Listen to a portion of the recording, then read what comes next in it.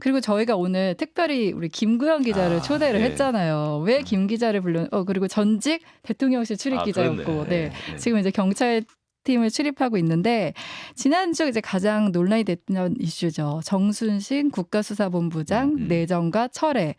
근데 이게 아들의 학교폭력 이력이 이제 드러나면서 철회를 하게 된 거잖아요. 이 사건 한번 좀 간단하게 정리를 해볼까요? 네, 먼저 이제 좀 더 정확하게 말하면 내정과 철회가 아니라 임명을 냈다가 임명, 네. 공식적으로 업무가 수행하기 직전에 본인이 사의를 표명했기 때문에 임명 취소가 된 겁니다. 아, 네네. 일단 임명이 24일이었고요. 네.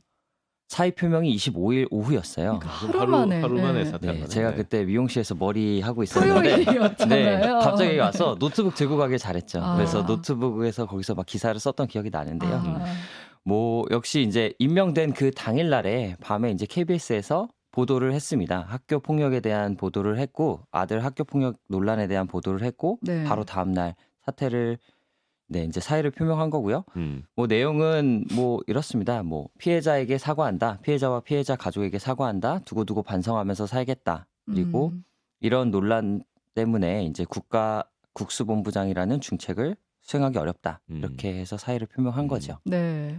근데 이게 워낙 학교 폭력이라는 이슈가 지금 굉장히 민감하잖아요. 더 글로리가 또 네, 한번 더 또 띄웠죠. 글로리 네, 얘기도 있고, 맞습니다. 네. 더 글로리 현실판이다. 왜냐면 거기서도 이렇게 권력이나 부를 가진 사람들이 피해 학생 괴롭히는 거잖아요. 그러니까 제가 볼 때는 이 사건에서 많은 국민들이 좀 공분하는 포인트는 크게 두 가지인 것 같아요. 하나는 일단은 정순신 변호사의 아들이 한 학생을 지속적으로 물론 이제 더글로리만큼 무슨 고데기로 지졌다든지 뭐 이런 자극적인 내용은 없지만 그럼에도 불구하고 한 학생을 오랫동안 지속적으로 괴롭혔다는 폭력을 것. 했다는 거죠. 네. 맞습니다. 그래서 그 피해 학생이 결국에는 뭐 정신과 치료도 받고 우울증을 상당히 심하게 앓다가 결국에 학교를 떠나고 네, 이제 뭐 보도로 알려졌지만 좀 극단적인 네. 선택까지도 했다고 해요. 그러면서 학업을 중단한 거죠. 그러니까 사실 알잖아요. 그 굉장히 유명한 강원도에 있는 네. 그렇죠. 네, 네. 그 고등학교를 다녔던 들어가기도 학생이 힘들다는. 네. 네.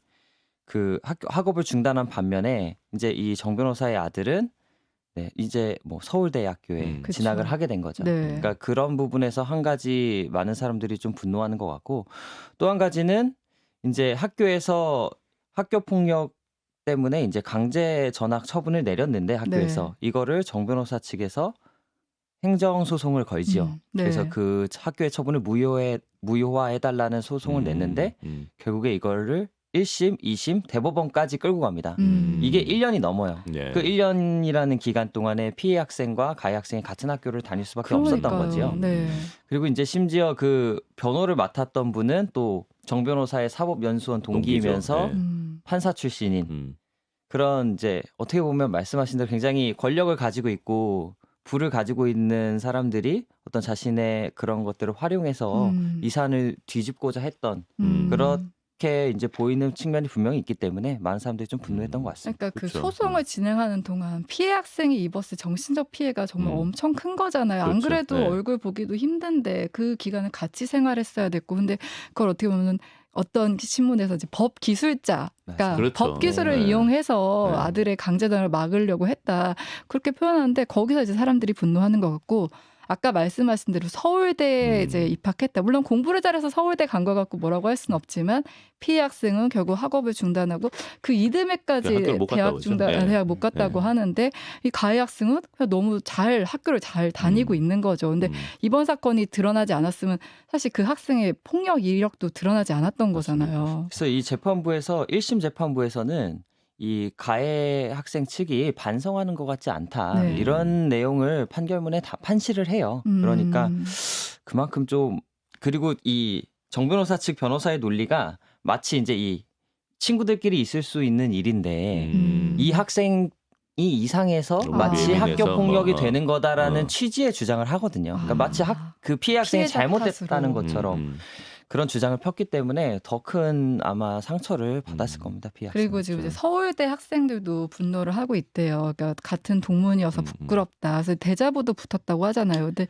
실제로 다녀왔잖아요. 서울대를 네. 다녀왔잖아요. 네. 그 서울대학교 중앙도서관 게시판에 붙어 있는데요. 네. 이게 대자보가 우리가 이제 알고 있는 유명한 대자보라고 하면 뭐 안녕들 하십니까? 네. 혹시 기억하시나요? 예전에 10년 전 정도 얘기인 맞습니다. 것 고려대에 같은데. 붙었던 맞아요. 대자보인데 그런 대자보만큼 아주 정교하게 잘 쓰여진 대자보는 아니에요. 굉장히 삐뚤빼뚤한 글씨로 어설프게 작성이 돼 있는데 그 안에서 이 학생은 이제 정 변호사 부자들도 비판을 하고 이런 학교 폭력 사실이 사실은 2018년에 한번 알려져 있었던 부분이거든요. KBS에서 보도를 했다고 네. 하죠. 네. 그럼에도 불구하고 안 친 것은 문제가 있는 것 아니냐 하면서 이제 윤석열 대통령 뭐 탄핵까지도 언급을 했던 그런 대자보가 붙었습니다.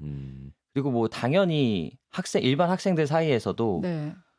뭐 불만이 있죠. 문제 의식을 충분히 공유하고 있고 같이 뭐 학교를 좀 다니기 싫다라든지 뭐 그런 내용들이 있는데 저희가 한번 직접 학생들의 얘기를 들어봤거든요. 한번 들어보시죠. 정확하게 어떤 사건인지 제대로 밝혀졌으면 좋겠고 위법한 거나 했다면 제대로 처벌이 이루어졌으면 좋지 않을까라고 생각이 듭니다. 그런 학교 폭력 가해자가 같은 학교 안 다녔으면 좋겠어요. 그래서 충격적이고 그런 말도 안 되는 얘기였던 것 같습니다. 그리고 네. 이제 여기에 서울대학교 현직 교수도 이제 공개적으로 비판을 했어요. 네. 우종학 물리천문학부 교수가 이제 페이스북에 글을 올려가지고 이게 이제 정 변호사의 사퇴는 정치적인 해결책일 뿐 어떤 근본적인 해결책은 아니다. 어떤 우리 사회에 일그러진 인재상을 반영하는 것 같다. 뭐 이런 지적을 하기도 했습니다. 어떤 경찰이 학교 폭력 전담 경찰인데 그런 얘기를 했다고 해요. 그러니까 이 학교 폭력이 일어나는 것도 지역마다 그 좀 진행 과정이 다르대요. 그러니까 좀 잘 사는 지역이나 이런 데는 반성이나 사과를 하지 않고 소송으로 가는 확률이 되게 높고, 그러니까 조금 좀 그런 아닌 지역들에서는 부모가 사과하거나 이런 기간이 되게 짧다고 하더라고요. 네. 그러니까 이게 어떻게 보면 이제 학교 폭력 가해에도 그러니까 권력이나 부에 따라서도 그러니까 잘못을 인정하지 않고 그런 경향으로 좀 흘러간다. 그리고 최근에 기사 나온 것도 봐도 학교 폭력 전담 변호사들이 또 요새 그렇게 잘 된다고 네네. 하고, 그래서 이게 좀 사회 문제가 되고 있다. 이번 일을 계기로 좀 제대로 해결하고 갔으면 좋겠다. 내부적으로 그런 얘기도 있었잖아요. 그러니까 좀 학교 내에서 해가지고 진술을 좀 이렇게 반성하는 쪽으로 받아오면 그 진술서를 다시 다 바꿔가지고 왔다고 재판 과정에서 이제 나온 얘기가 네. 학교에서 이제 학생이 좀 잘못을 뉘우치려 그러면 그 진술서가 이렇게 진술하면 안 된다고 해서 이제 그러니까 부모가 법기술자인 가이드라인을 거지. 줬다고 그러니까 하죠. 네. 혐의를 인정하면 안 된다. 이 부분에 대해서 강하게 나온 거죠. 그러니까 잘못을 인정하는 예. 순간 유죄가 되니까. 네. 그러니까 근데 참 이게 법적으로는 그런지 몰라도 사실 인성적인 문제에서 사실 이게 좋은 조언이냐 부모로서 그런 부분을 좀 생각해보게 하더라고요. 네. 그리고 이번에 이제 정순신 국가수사본부장 임명 과정부터 그 경찰 내부에서는 좀 시끄럽다는 얘기를 들었었어요. 그러니까 유일하게 후보자 중에 검사 출신이었다고 하잖아요. 그렇죠. 네. 맞습니다. 그러니까 이 국가수사본부 이 조직은 경찰 이제 저번에 검경 수사권 분리 이후에 자치경찰과 수사경찰로 나눠졌잖아요. 네. 이 수사경찰이 전국에 한 3만 명 정도가 되는데 이 수사경찰을 총괄하는 굉장히 중요한 조직이에요. 거기에 이제 수장이 국수본부장인 것인데 그러니까 경찰 조직인데 검찰 출신인 그렇습니다. 거예요. 이제 정 변호사는 검찰 출신이에요. 네. 지금 한동훈 법무부 장관, 이원석 검찰총장과 동기입니다. 네. 그래서 이제 애초에 여기에 이미 임명 전부터 될 거라는 전망이 굉장히 많았기 때문에 그럼에도 불구하고 임명 직전까지는 사람들이 설마 혹시 했었는데 역시나 임명이 됐고요. 그래서 내부 게시판에서 굉장히 반발하는 게시글들도 많이 올라왔었습니다. 그래서 막 좀 조롱하는 댓글 중에는 뭐 이제 축구 국가대표 감독도 검찰 출신 오는 거 아니냐? 뭐 이런 진짜 조롱이 나올 정도로 좀 반응이 좀 격렬하기도 했었죠. 근데 이제 나중에 학교 폭력 이력이 드러나면서 인사검증 실패에 대한 책임을 묻는데 윤희관 경찰총장도 사실 몰랐다 그러고 한동훈 법무부 장관도 몰랐다고. 정무적인 책임을 느낀다 정도만 얘기를 하고 몰랐다고 했잖아요. 맞습니다. 그럼 정작 이 책임은 누군가에게 있는 건가? 그러니까 제가 취재하면서 느낀 건 뭐 몰랐다고 하니까 일단은 뭐 그 주장을 받아는 드리겠지만 납득이 안 되는 점은 좀 많습니다. 네. 그러니까 말씀드렸다시피 KBS가 이거를 2018년에 보도를 했던 사안이에요. 2018년에. 그리고 2018년에는 정 변호사가 검찰, 그러니까 서울중앙지검의 인권감독관으로 근무하던 시절이고 하필 또 인권감독관이에요. 그때 당시에 3차장이 누구였냐? 지금 법무부 장관인 한동훈 법무부 장관입니다. 그리고 당시에 서울중앙지검장이 누구였냐? 지금 윤석열 대통령이에요. 네. 그리고 이제 뭐 취재를 해보면 여러 가지 이야기를 듣지만 당시에 그 KBS 보도가 있었을 때 상당히 내부에서는 누군지 충분히 알았다고 해요. 아. 그런 후문이 파다했는데 다 알고 지내는 상황이고 보도까지 난 상황이면 맞습니다. 모르지 않았을 거다. 네. 그래서 모르지 않았을 거다. 음. 그리고 이제 심지어 저희 CBS가 한번 보도도 했는데 그 인사검증관리단에도 그 실무진에서도 당시에 서울중앙지검에 근무했던 검사가 있었어요. 네. 그러니까 이게 어떻게 보면 이 정권의 인사검증 시스템에서 머리부터 발끝까지 알았을 가능성이 굉장히 높은 거죠. 그래서 알 거라고 생각했는데 저는 오히려 너무 모른다고 해서 개인적으로는 좀 놀랐고요. 어.